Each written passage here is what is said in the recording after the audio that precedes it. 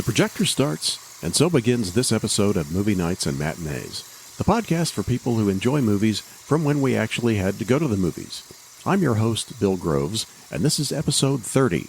Here comes the Cavalry, in which Jim and I are joined by a returning guest to talk about a trio of classic films from one of Hollywood's legendary directors.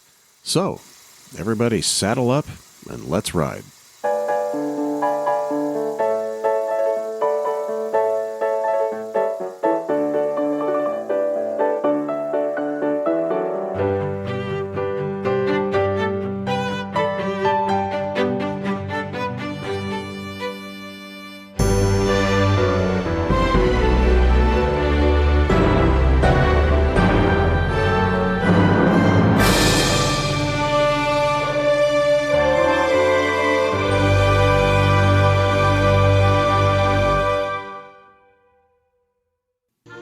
$13 a month, their diet beans and hay.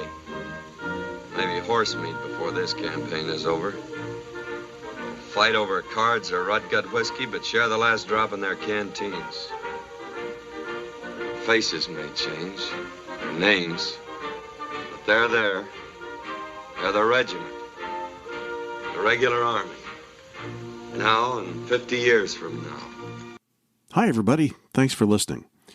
Before I welcome today's guest, I want to welcome back my co-host, Jim Reed, whom I've been without for the last 3 episodes.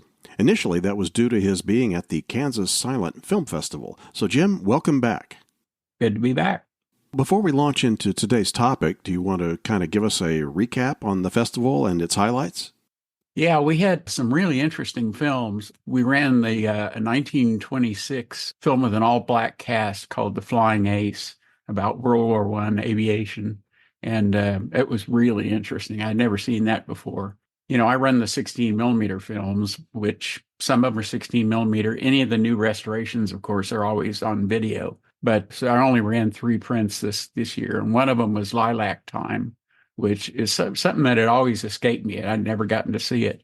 So that was really interesting. And then we ran Navigator and Good Keaton and Paths to Paradise with Raymond Griffith, and Captain January with Baby Peggy, Nanook of the North, which didn't get any better with this viewing. It's never been one of my favorites. And then a really interesting German production called The Ancient Law about the Jews in Europe. And then that ran along with that was a Max Davidson short called Jewish Prudence. And, you know, all the films are all silent. They all have live accompaniment, you know, and some really good musicians there. Ben Modell is there, and the Monalto Orchestra is usually there. I don't think they were there this year. And then some local Kansas musicians. But it was a really good turnout. You know, it's always free. There's no admission. And we had some packed houses this time. Very good.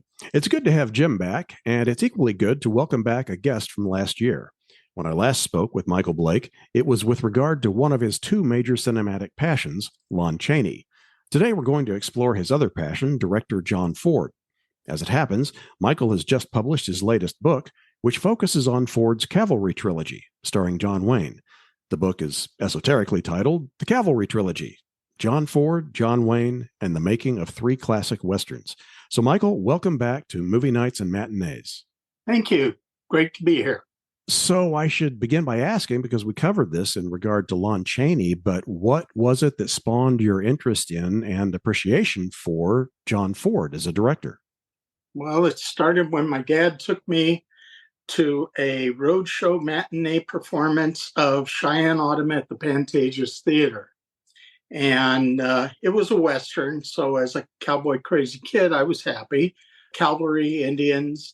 But then on the big screen, I saw Monument Valley, and I just fell in love with that place. And as time went on, my dad introduced me to more and more John Ford films as they aired on our local TV stations.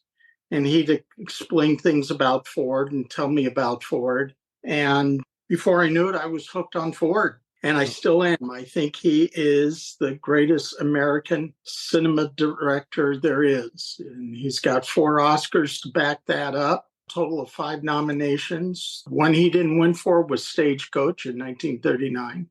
And he has won 2 Oscars for Best Short Subject, Battle of Midway and December 7th. And that record of 4 directing Oscars has never been topped by anyone. I think it's kind of ironic that the one that he didn't win the Oscar for was Stagecoach, since that's probably the first one that comes to mind for the average moviegoer who hasn't necessarily done a deep dive on his list of films. I think maybe that, The Searchers, The Quiet Man, maybe The Informer. But otherwise, yeah, Stagecoach seems to me would be the one that people would think of initially. Well, what was it that prompted you to write this book? Well, I've wanted to write it for several years. It was always on my horizon to do. And then the first TR book spawned a second book on Theodore Roosevelt. So everything always kept getting pushed to the back. And finally, I just said, I've got to do this or it's never going to get done. And in 2019, pre-COVID, thank God, I started doing research and got myself to the Academy Library and places like that and started doing it. And luckily, I got complete access to John Ford's collection at Lilly Library from his grandson, Dan Ford. And luckily, all that was digitized. So I got that during COVID because everything else was shut down. You couldn't get into an archive at all. Throughout COVID, I just sat there banging away on the computer, writing it. I always felt it needed the attention it never got. Word count is always an enemy of an author, especially if you're doing a biography on somebody like Ford or even John Wayne, because you've got so many things to cover. And you can only devote so much time or so much space to certain films because of, your word count problems. So a lot of things got lost in the shuffle on these 3 films. So I decided, much like the Cavalry in a John Ford film, I'd come to the rescue of those 3 films. Very apropos. And as far as the format of the book, one thing that I liked was that, I guess it has what you would expect from a film reference book and the subject matter it's covering. But one thing I thought was interesting was the way you went in and on the films, you give almost an expanded, there's a synopsis of the plot, which is to be expected, but it's almost like an expanded version because you talk about the script, how that compares to the way it was filmed. So you're kind of getting I wouldn't say a director's cut because sometimes those aren't necessarily extended. You're kind of sharing pretty much all the elements that were there to go into the film, including the ones that didn't. Am I making sense? Yes. Any movie, well, first off, they were all based on, all 3 films were based on short stories by James Warner Bella. So I give a brief synopsis of the Bella story. Ford always liked short stories to do a movie with rather than a novel, because a novel you had so much, well, do I keep this? Do I cut this? Blah, blah, blah, blah.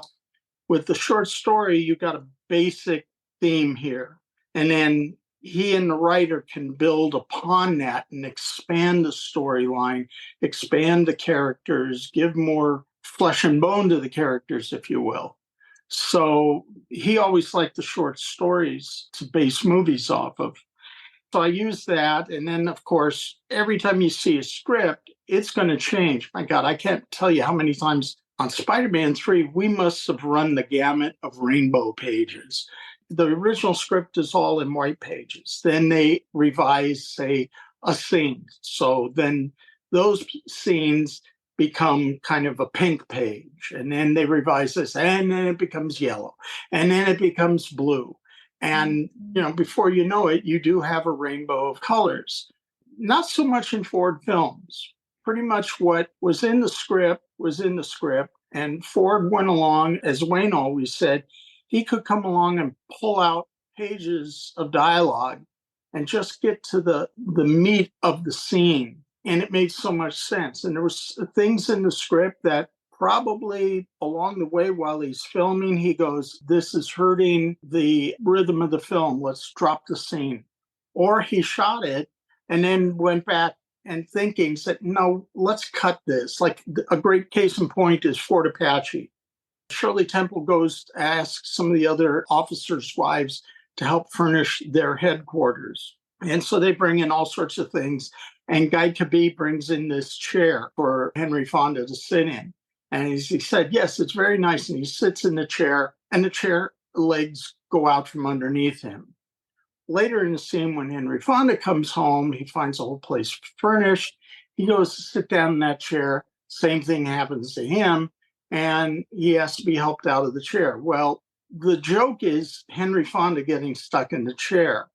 The other part of the joke with Guy Kabee, you were ruining it. So Ford cut the Guy Kabee sequence out and kept the Henry Fonda falling in the chair, because then it was funny. Otherwise, if you had left both in, it would have been repetitive and not humorous. Okay. This is a more general question, but how is a John Ford Western different from other Westerns? Oh, boy, that's a great question. You're welcome. It's more lyrical. Every scene is a painting.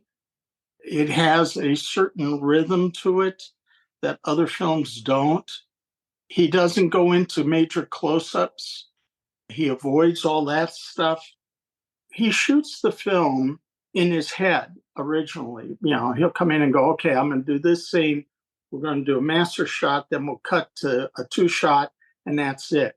Or one of the favorite examples I use is the river scene with James Stewart and Richard Widmark in Two Rode Together. And Ford reportedly walked out into the middle of the river, said, here, put the camera here. They came out, put the camera there, and they shot a 2-shot of Stewart and Widmark talking on the riverbank. And that was it. Ford never went into a close-up, a 2-shot. He didn't need it. He got what he wanted with the reaction of the two men. So that's one of the things about Ford. Also, he didn't move the camera like it was a roller coaster ride like they do now. You need to take Dramamine when you're watching some of these movies. He said you only move the camera when it's important. Case in point, in The Searchers, there's that shot where they're at the fort. The white women have been brought back, and they're captives. And there's that one woman that's gotten crazy, and she's cooing over the rag doll that Martin had. And as Wayne walks to the door, following the captain to see the dead bodies, he stops and he turns, and the camera moves in on Wayne's face. And then Wayne turns and walks away. Well, right there, it's like, wow, he's saying without saying, if I find Debbie and she's like this, she's a dead girl. I'm not going to allow her to live that life. In She Wore a Yellow Ribbon, when he goes to talk to Pony That Walks. Pony that walks, my heart is sad at what I see. Your young men painted for war, their scalp knives red, the medicine drums talking. It is a bad thing. Pony That Walks says, too late, Nathan, too late. We're too old for war. And Ford goes to a close-up of Wayne, who just nods, yes, we are too old for war, but old men should stop wars. So he used that close-up as an impactful sight to show that Brittles wanted to stop this war. He didn't do a medium shot. He went in tight on Wayne for that one specific reason. What you have with Ford, it's lyrical, and almost all his Westerns are a Charles Russell painting come to life. I was just going to say, in reading it, it seems like, and this is actually common, I think, with some of the great talents of that era. Buster Keaton comes to mind also, going further back, and that is that they didn't regard themselves as artists, really regarded themselves more as craftsmen, but yet there is an art. And in looking at these films, I think of a couple of shots specifically in Rio Grande, that if they were frozen, if they were still frames, and some, one of these apps was applied to them that turns images into kind of paintings, it would look like a Charles Russell painting or Thomas Moran or something like that, depending upon, whether it was people or a landscape, that sort of thing. So there definitely is a notable artistry there. So I'm going to throw you a variation of that other question now, in terms of how is a John Ford Western different from other Westerns? How is a John Ford collaboration with John Wayne different from other John Wayne pictures? Boy, that's another good question. I'm on a roll. You are on a roll. Wayne's acting in a Ford film doesn't dominate like it does in other films. If you look at the films he does with Henry Hathaway, who was a great director for Wayne, by the way, or Andrew McLaughlin, Wayne is the focus of the story in those non-John Ford films. In John Ford films, yes, he may be an essential character to the story. Certainly, you've got to argue that Ethan in The Searchers is the main focus. But it's a whole totally different John Wayne than what we've seen in True Grit, Sons of Katie Elder, Chisholm, those films done by Hathaway or McLaughlin. And Wayne, like all good actors, they had a bag of tricks they would use in their performing. My dad had it, whether you do a certain look or you say a line a certain way, whatever it is, it's these little bags of tricks that all really, really great actors would rely on. Maybe the way like in True Grit, look at Wayne's character in True Grit, which he plays something totally different than he ever did, but he still relies on certain little tricks, whether it's the way he delivers a line, the way he looks, or the way he maybe plays when he's drunk. You look at Ford films, Ford didn't allow him to use a lot of these tricks. He kind of kept him on a tight rein and just, you did what the old man wanted. You didn't do what you thought might work or go into your bag of tricks. With Ford, you had to act, and you had to act naturally and realistically. And not that Wayne didn't in these other films, but there's more of a nuanced performance of John Wayne in every John Ford film. I think all the non-Ford films that Wayne made, it's almost like I don't think of him as this character. I think of him as John Wayne, Yeah. Whereas the Ford films, you think of him as the character. And the only other director who I think really brought that out with Wayne was Howard Hawks in Red River. Yes, very much so. You're absolutely right. And that's where I go back to the terminology that he had a bag of tricks. John Wayne, the actor, had a bag of tricks. And when he played in non-Ford films or non-Hawks films, he relied more on these tricks. I mean, he loved Henry Hathaway. He thought he was a great guy. He loved his directing. Andy, of course, he took care of. A lot of times, Wayne would step in and say, I think we ought to shoot the scene this way, da, da, da, da, da. And Andy would acquiesce because he knew better than to argue with Wayne. Really, the only non-John Ford film where he gives a non-John Wayne performance is The Cowboys, I think. Yeah. You can see the actor in him. And I mean that in a good sense, that the talent that he had absorbed all those years comes to the fore. And he had to really prove himself to Mark Rydell. He couldn't just do what he wanted to do or insist on stuff. Rydell would tell him, no, I want you to do it this way or blah, blah, blah, blah. So I think that's another reason. But with Ford, wow.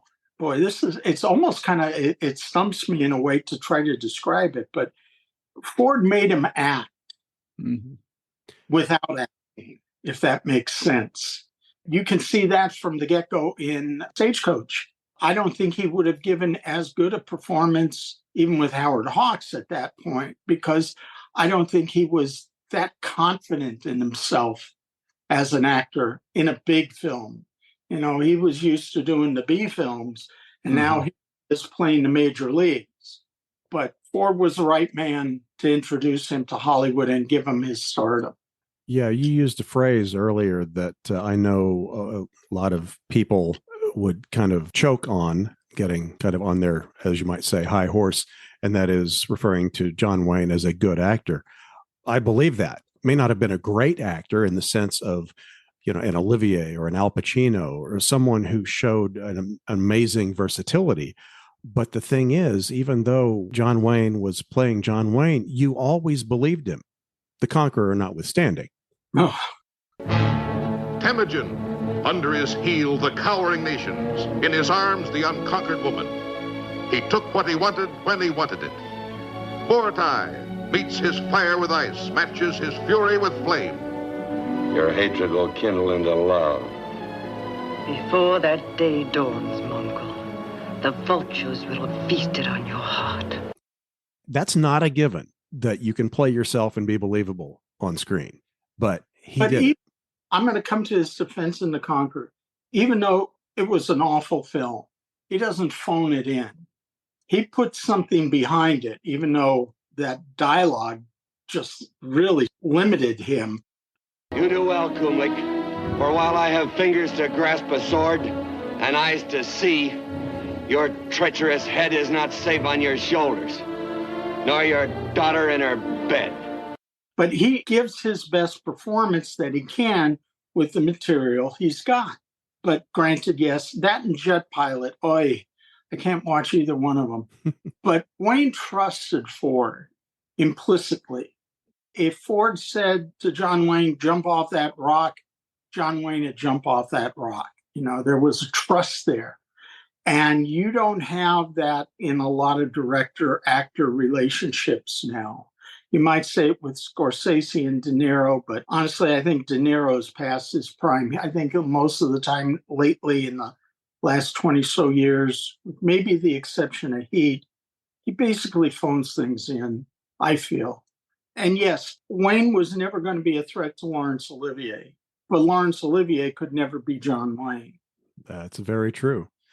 Same thing with Al Pacino and John Wayne. Wayne could have played some of those parts that Pacino did. I'm thinking like the detective in Heat, maybe a couple others, but I don't see Al Pacino as Rooster Cogburn or Captain Nathan Brittles. He just doesn't have what Wayne brought to the role. Right. And you say that about other actors. It's like, I've always felt that Joel McCrea should have played Shane and not Alan Ladd. Alan Ladd does a good performance, don't get me wrong, but I do wish George Stevens was able to have picked somebody else. Unfortunately, he couldn't because of budgetary things, and Paramount said, you got to use our people. Well, you touched on part of the answer to this next question, I think. And we're talking about, just so that we're not taking too much for granted here, but when we say the Cavalry Trilogy, we're talking about Fort Apache, She Wore a Yellow Ribbon, and Rio Grande. Now, you mentioned that they were all based on stories by the same author. What other elements caused them to be considered a trilogy, and when were they first regarded as a trilogy? And do you know who first gave them that label? Well, they all came out. You had Fort Apache came out in 48. She Wore a Yellow Ribbon came out in 49. And Rio Grande came out in 50. So they were literally, with the exception of Ford doing Three Godfathers, they were all back to back to back, pretty much. The trilogy didn't really become known as a trilogy until the 60s. I don't know who, it was some film historian writer came up with the terminology trilogy. I never found it in any kind of an interview with Ford, although he didn't give that many interviews, prior to the mid-60s. And he did say that he never planned it as a trilogy. I think he just found, well, first off, it gave him a chance to go to Monument Valley, although Rio Grande was shot in Moab because that was done through Republic Pictures. And Mr. Tightwad himself, Herbert Yates, didn't want to spend the money to send everybody to Monument Valley. It was cheaper to go to Moab because they had an airport there. They had motels there, so that you didn't have to bring everything in like you did in Monument Valley, as far as tents, food, water, et cetera, et cetera. I was really interested in reading about the relationship between John Ford and Yates, because I always wondered about that, because I figured there must have been fireworks in there, you know. Oh, God, yes. Yeah. Well, you know, Wayne really wanted to do a story about the Alamo. Mm-hmm. And this goes back to when he was at Republic. And I'm talking probably late 40s, because after, I think it was after Quiet Man, he walked out of Republic and basically told Yates to go screw himself. And Yates kept stalling them off. Yates kind of choked that at that time, the budget was estimated to be somewhere about 1.2 million, which eventually, as we know, was higher when he finally got around to filming it. And Yates kind of used it as a carrot and stick approach. He kept the carrot, which was Wayne wanting to make the Alamo and Yates saying, yeah, okay, let's talk about it. But in the meantime, I need you to make this movie.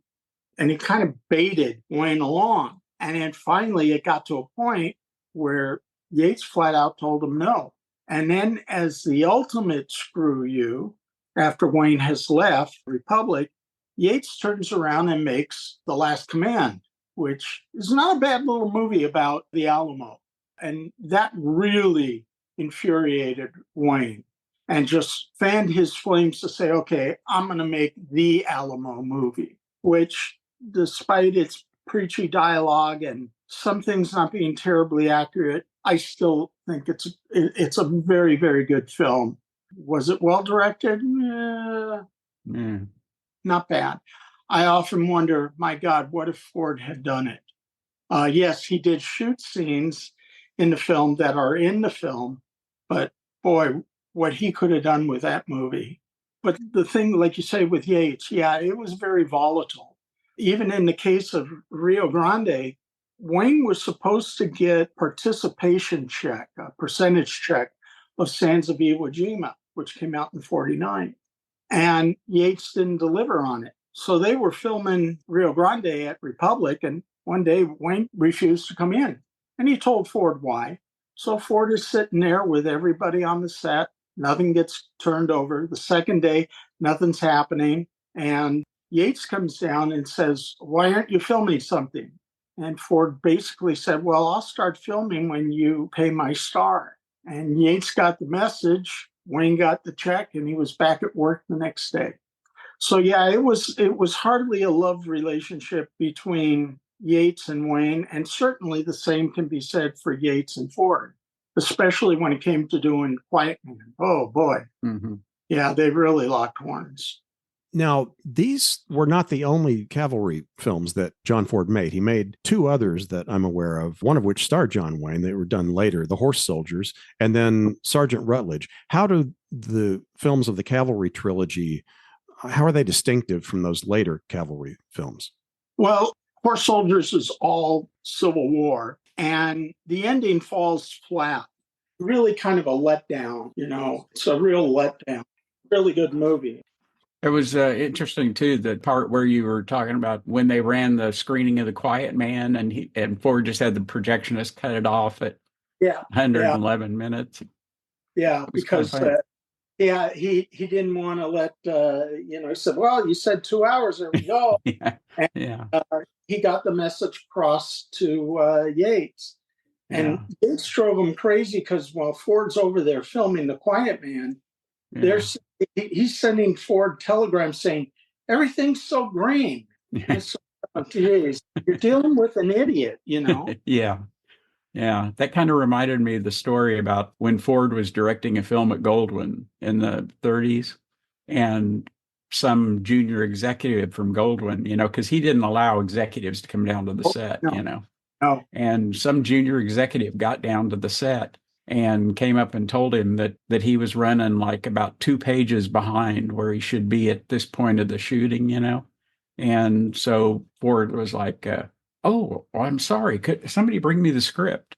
And so he's looking and he goes, oh, well, how many pages do you think I should be shooting a day? And he said, well, you should be shooting 3 to 4. And he goes, okay, there's 8 pages, rips them out of the script and says, okay, we're back on time, Yeah. So where exactly that story happens varies by who tells it. Oh, okay. Because, it is true, but it's like Chuck Hayward, the stuntman, said it happened on Rio Grande. Oh, okay. Of Lachelle and Harry Carey Jr. said it happened at Fox, and it could have happened at Goldwyn. Who knows? But the important thing is that whatever pages he tore out, he never shot. Yeah. That's one of my favorite stories about Ford. Yeah. I often wish Ford had done a few more films based on the Civil War, because he was such a historian about it. I mean, he knew so much that I wish he kind of would have made at least one other Civil War film. Sergeant Rutledge, well, you have a whole different story. First off, you're doing a story that really couldn't have been done during the time of the Cavalry Trilogy because production code wouldn't have allowed it. You're dealing with a black man accused of murdering a white girl. In the 40s, that would have been pretty much a hard thing to do. As the 60s came along, they were able to do it because it was, how do I want to say? Well, society, enlightened time. Yes, society had changed. You know, the production code administration was on its way out in that time period. They'd begun in a couple of years. And I don't think they had as much teeth as they did in the late 40s. I think Sergeant Rutledge is a very good film. I told Woody Strode when I got to work with him on Buck Rogers, he sat down in my chair, and the first thing I said to him, I said, "You were robbed." And he looked at me and I said, "You should have gotten an Oscar for Sergeant Rutledge." Well, he and I became instant friends and started talking forward. And he always called, and when I finished doing his makeup, he said, "I always felt they should have buried him in Monument Valley." And I agree. I think that would have been great because Ford loved that place. But he is the only director, to my knowledge, that has a place named after him in Monument, well, not just in Monument Valley, but anywhere. There's the very famous John Ford Point, which, for real trivia, the first movie he ever shot a scene on, John Ford Point, was The Searchers, when Ethan is looking down at Scar's camp when he and the soldiers are going to charge through it. And then again in 1964, in Cheyenne Autumn, there's one brief shot of Richard Widmark and the cavalry riding out to the point and looking around. So those were the two times that John Ford paint, and it's my favorite place in Monument Valley. I keep threatening one of these days I'm going to bring a chair and just set it out there and just sit there all day and watch the world go by. Well, it seems like you got a little bit close with some of those recent Facebook postings, didn't you? Oh, yeah. Oh, I walk right out there. My wife won't go anywhere near it. She's like, no, thank you. I've gone right out to the very edge, you know. It's just such a beautiful place. And you can tell that Ford really loved Monument Valley. He just, more than any other location in any John Ford film, Monument Valley isn't just a location. Monument Valley is a character in the movie. It becomes its own character. And no other place tops it. I mean, you look at Two Rode Together, yeah, Texas isn't too exciting in that area where they shot, especially the time of the year. You don't have the various cloud formations and things. And then Horse Soldiers was all done down in Louisiana and that in the swamps. But boy, you go to Monument Valley, you know where you are. And most importantly, most people know you're in a John Ford film. Now, you spend a good deal of time in the book talking about John Ford's, or what was known and referred to as John Ford's stock company. Yes. And that, at least as far as these three pictures go, of course, John Wayne was there at the top, but you've also got Victor McLaughlin, Ben Johnson, Harry Carey Jr., right. Mildred Natwick, Arthur Shields. Then you got all his Iodine squad. You got the stuntman. You got Cliff Lyons, Fred Graham, Ray Hike, Tom Tyler, Fred Kennedy, good Chuck Hayward, bad Chuck Roberson. I have to explain that. Ford gave him those nicknames because Chuck Hayward was a good guy. You know, he was like the Boy Scout. Chuck Roberson was the scamp of the group. There's a story I have in there during the making of Rio Grande. Chuck brought a girl back to his room, and she proceeded to vocalize her enjoyment, shall we say. And the next morning, Ford comes up and he's adjusting Roberson's bandana and his hat, and he says, Could you please tell the young ladies to keep it down? The rest of us are trying to sleep. Now, to his dying day, Chuck Roberson had no idea how Ford knew. He said, but he knew.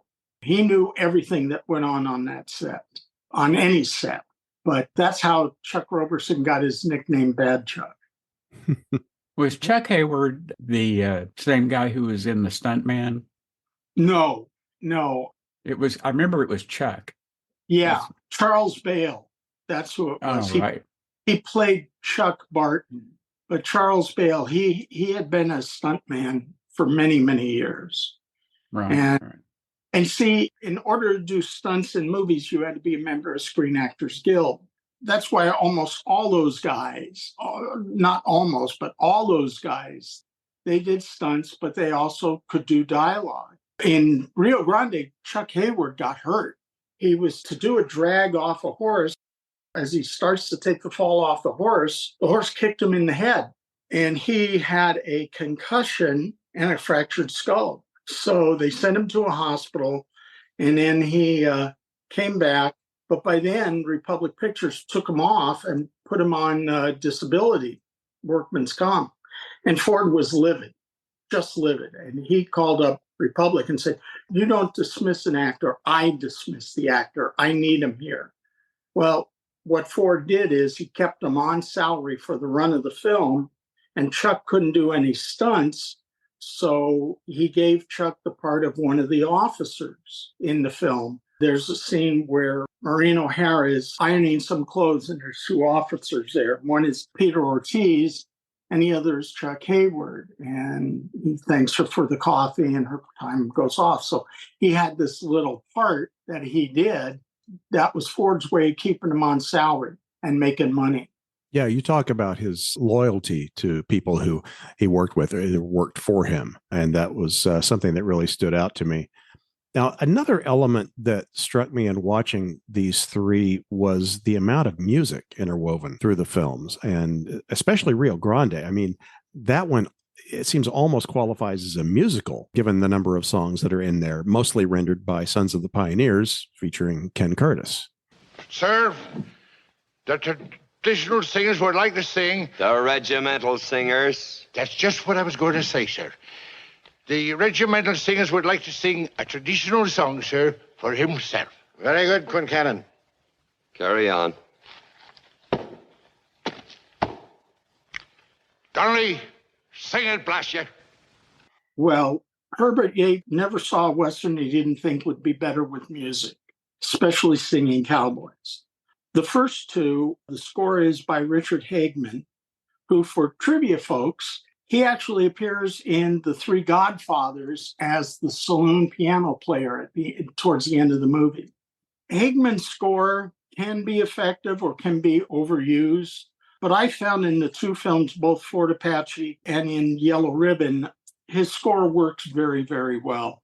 Now, when it came to Rio Grande, Ford had decided he had used Sons of the Pioneers for the songs in the movie Wagon Master. And at that point, Ford's daughter, Barbara, and Ken Curtis had fallen in love. So Ford decided to use Sons of the Pioneers so he could feature Ken in a couple of scenes and give him some more footage and more screen time. And you also had Victor Young doing the score. I think it's a really good score. I really do. I think Victor Young did a great job. Kind of makes me wonder what he could have done with Yellow Ribbon or Fort Apache, but we'll never know. Young also went on to do the score for Quiet Man as well. Okay. I was interested to see some of the things that made the other films, the various films distinctive, the three films distinctive. Let's be precise in our terminology here. One thing that particularly intrigued me was the use of infrared film stock on Fort Apache. For the exteriors, only for the exteriors. All interiors were done with normal black and white film stock. What led to the infrared being used for the exteriors?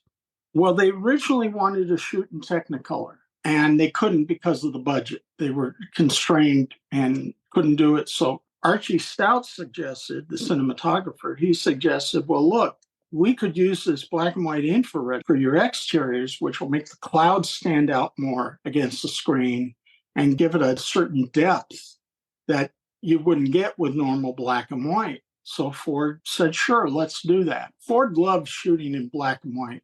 He once said you could hire anybody to do color photography, but to shoot in black and white, film black and white, he said, is a real art. And he certainly proved that in so many of his movies. So that raises the question then, if he preferred black and white, why was She Wore a Yellow Ribbon filmed in Technicolor? The maddening thing about Ford is he never wrote any notes.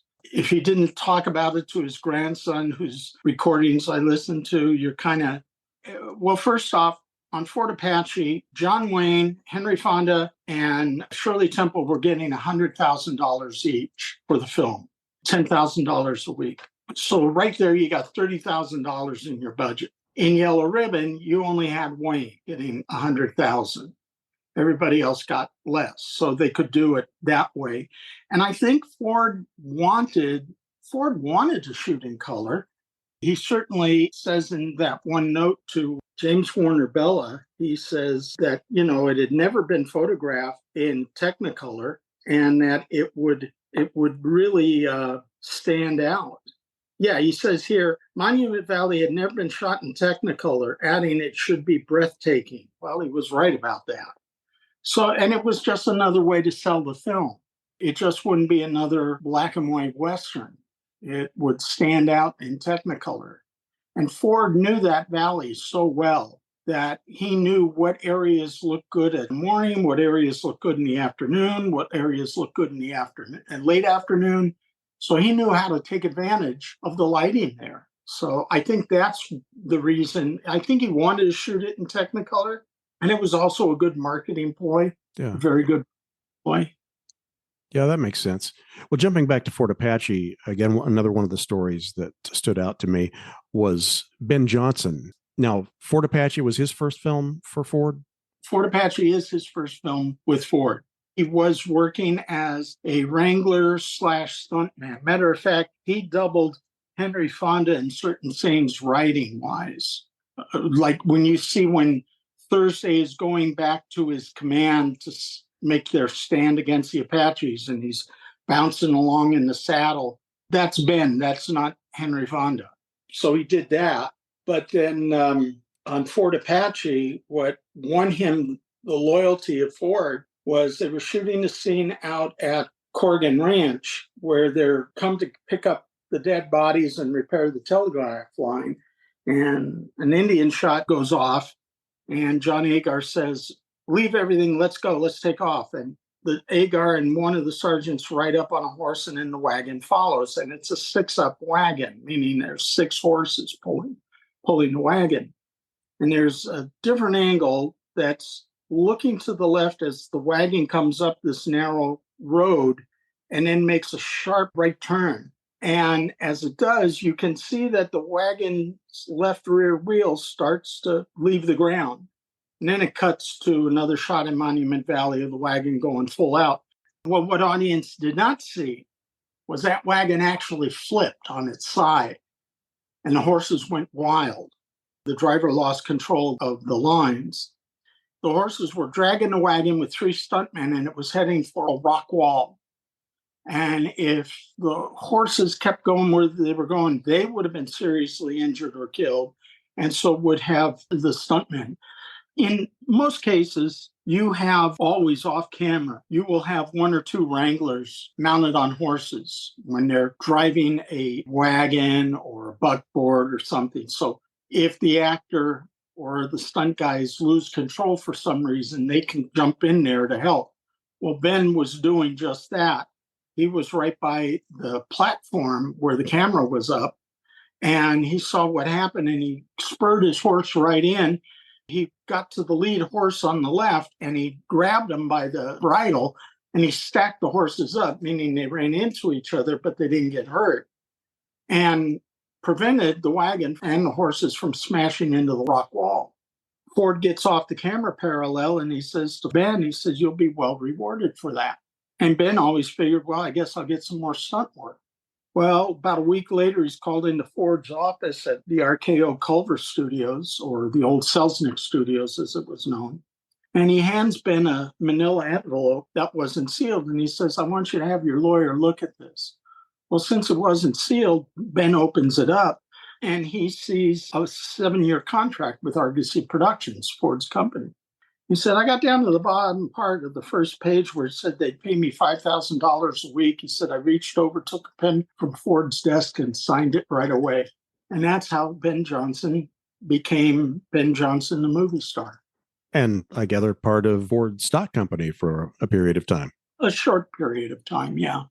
And I think that stock company, all those actors being together, is another thing that makes that trilogy, because it's almost the same cast in all 3 films. Yes. And it does, and they do have a very, very much an ensemble feel in more of a way than something like Rio Lobo, where you've got several good actors doing several great parts, but there's still a more obvious hierarchy in terms of the character and so forth. Whereas it really does feel more evenly distributed in terms of their contributions to the story and the relationships from one character to another in those 3 films. Well, in Ford's films, the stock company players dovetail into each other so well, and that nobody is trying to outdo the other person. And yes, one actor might have a moment in a movie that stands out for them, but no one's trying to showboat and say, look at me, I'm here. They all, first off, you couldn't do it with Ford. He wouldn't allow that. He put an end to that real quick, and you would not be back with Ford. But also it was just, for Ford, it made his job easier because he didn't have to tell them how to act. He knew that he could rely on them, and he'd say, all right, you'll come through here and you do this, and you'll say your lines here, blah, blah, blah, blah. And he might come up with a bit of business for one of them, but that's it. He didn't tell them how to read their lines or how to act. He trusted them. He knew what they could deliver. And you look at Frank Capra did the same thing. Hawks, in some case, who was Wild Bill Wellman, always had George Chandler in a part in his film because he knew he could always rely on George Chandler. No matter how big it was, no matter how small it was, he was one of these actors that he relied on and knew he can say his lines and I don't have to direct him. I don't have to do anything. Lucy was that way with many actors, including my dad. She could hire my dad on an episode. He knew exactly what she wanted. He didn't have to ask. And it just makes a person's job easier, director's job easier, and it's more fun, you know. Sure. Now, although both John Wayne and Maureen O'Hara had worked for John Ford prior to Rio Grande, that was their first pairing, wasn't it? Yes, it was. And no, it was their second pairing because Wayne appears in a supporting part in the stage play What Price Glory that Ford put on in 1949. He wasn't the lead actor in it. That was Ward Bond and Pat O'Brien and Maureen O'Hara, but Wayne was in it. But I've always felt, and others do, that Maureen's part in Rio Grande was kind of an unofficial screen test between her and Wayne. So it was their first on-screen pairing in any case. It was their on-screen pairing, correct. And I think it was, if Ford wasn't sure, he was sure after that movie, because my God, the chemistry between the two of them. I cite in the book that one scene where they're having dinner in his tent and they just look at each other and say nothing, but the looks and the chemistry and the sexual tension and emotion between them just explodes. And what always amazed me, not one movie critic, including the great Bosley Crowther, picked up on that and mentioned it in their reviews. I guess after another picture or two with the two of them, it became something that couldn't be overlooked. It definitely became very obvious with Quiet Man.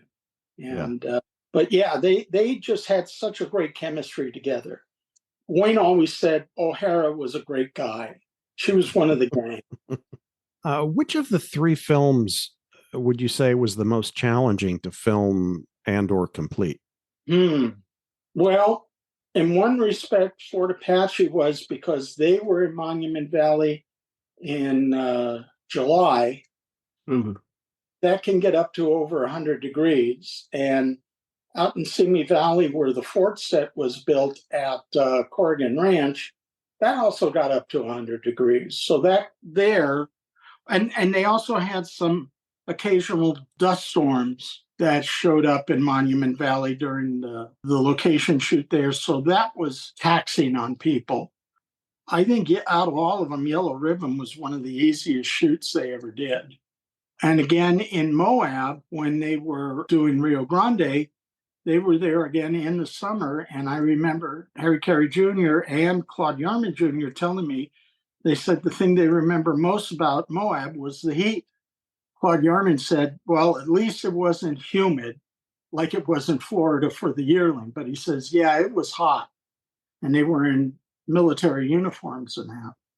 Yeah. So, might have been a hard one to get done also because of just working for Yates. Well, yeah, but I don't think that would have trickled down. That would not have trickled down to the actors. Certainly would have trickled down to Ford. But everything I've been able to find, Yates didn't give him a hard time on that film, other than he insisted, no, you got to shoot it not in Monument Valley.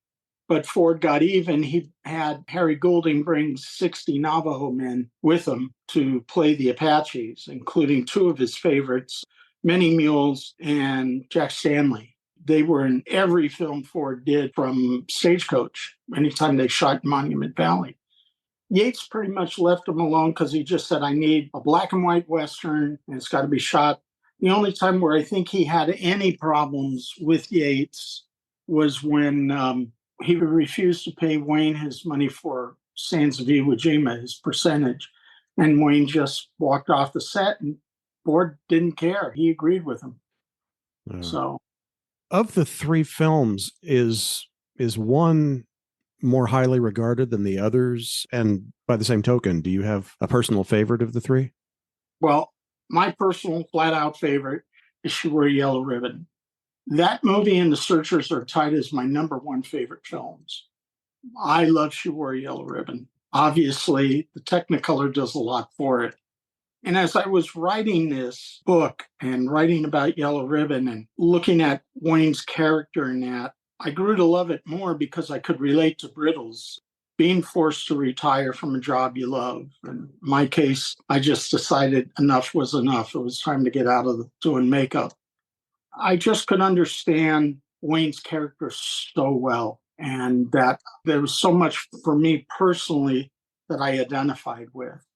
But I've always loved Yellow Ribbon the most. I mean, that scene with Ben Johnson riding with as the Indians are chasing him. Oh, man, I could watch that on a loop all day. A lot of people like Fort Apache.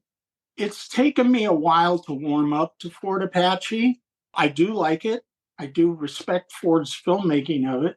I think for me, what was kind of hard was Henry Fonda's character was such an ass. Colonel, if you send out the regiment, Cochise will think I've tricked him. Exactly. We have tricked him into returning to American soil, and I intend to see that he stays here. Colonel, Thursday, I gave my word to Cochise. No man is going to make a liar out of me, sir. Your word to a breech-clouded savage, an illiterate, uncivilized murderer and treaty breaker? There's no question of honor, sir, between an American officer and Cochise. There is to me, sir. There was nothing nice about him. And it was like, God, you won't even listen to the guys who have been out here. But I think Fort Apache has, in a way, a stronger story. She Wore a Yellow Ribbon is very much like My Darling Clementine. Is you have a few things going on until you come up to the end. Now, like in My Darling Clementine, you know it's going to be the gunfight at the OK Corral. So how do we get there? And how we get there is this kind of lyrical, meandering story that you're not really aware builds. Same thing with Yellow Ribbon. You're looking at a man who's facing the end of his duty as a soldier, and you got this Indian problem, and then you got the love triangle, and it kind of meanders here. You got this story here and this story here, and then boom, he decides he's going to right the wrong that he couldn't fix and stop the Indian War. They build it so well, you're not aware when you're watching it. While this story is meandering, it's really building steps to the final outcome. You don't realize it when you're watching it. Rio Grande was very much an accurate film about cavalry life, where the guys ride in and they get off their horses. They got to walk the horses, water them, feed them, and all that. Then they can go to the sutler store and get a drink. And then, of course, you have the mother-son story, and you have the son trying to get his father's approval, and then what's going to happen with Wayne and Maureen O'Hara. And boy, in the script, she's not a very nice person. She kind of comes off not quite a shrew, but, she doesn't translate to what we want to see. Now, in the film, you do see that transition coming. It slowly builds and then builds into her and him reuniting. And, the son is given a commendation for saving the children and all that. So it's, I'll still go with She Wore a Yellow Ribbon. My money's on that one. Fair enough. All right. Well, this has been another great conversation. Now, since you've been on the podcast before, and I've asked you my standard question about your most memorable movie-going experience, I've got to use my backup question now, which is, if you could rent out a movie palace and invite a few hundred of your closest friends to have a screening, what movie would you show them? Can I give you an A and B answer or an A, B, C answer? Sure. We don't stand on formality here.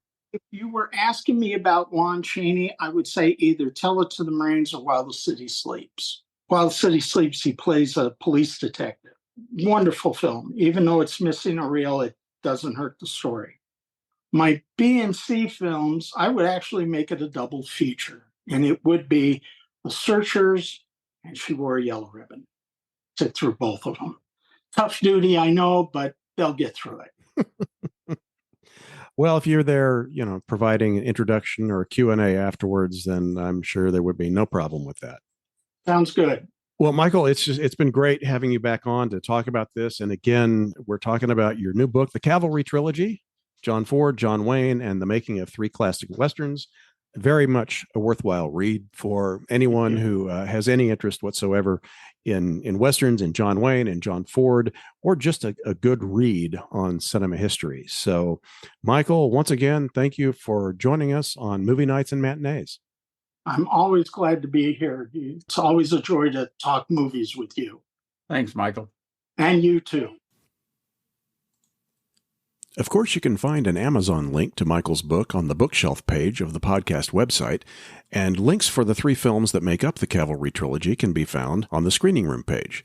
Don't forget to click on the follow, subscribe, or download button, as the case may be, wherever you listen, and please leave a rating and, where possible, a review.